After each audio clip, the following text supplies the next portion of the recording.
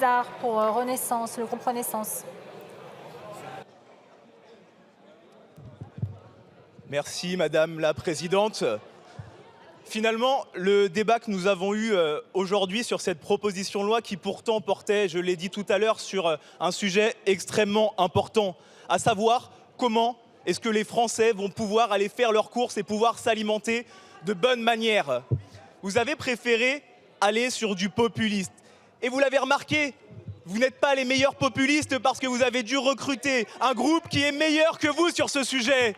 Lors de votre première écriture de proposition de loi, vous étiez à côté de la plaque. Vous avez dû la réécrire intégralement après les auditions. Lorsque vous avez rencontré la coopérative agricole ou les agriculteurs qui vous ont dit « Laissez l'encre des lois qui sont déjà passées, Egalim 1, 2, 3, sécher et appliquez-les ». Vous avez dit plus de contrôle, plus de régulation. Lorsque les industriels vous ont dit si vous mettez du contrôle de marge de cette manière-là, certains vont faire de belles marges, d'autres vont faire de plus petites marges. À la fin, ce qui se passera, c'est qu'il y aura moins de produits dans les rayons.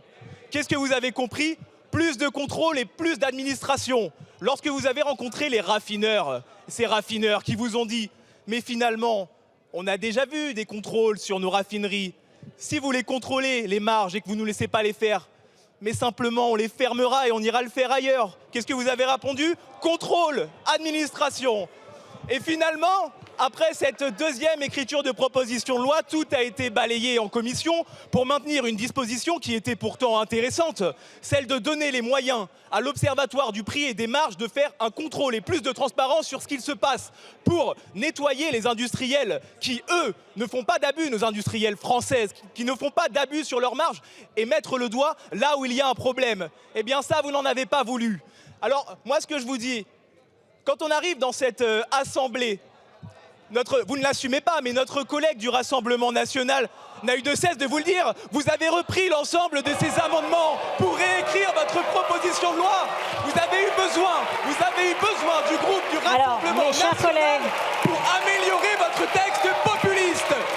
Et vous avez voté, un après un, les amendements qui vous avaient proposés à la réécriture. Alors, chers collègues, je vais vous le dire pour l'intégralité de ces raisons, le groupe Renaissance, chers collègues, seul l'orateur a la parole, ne vote pas ce texte populiste qui apporte aucune solution au pouvoir d'achat des Français.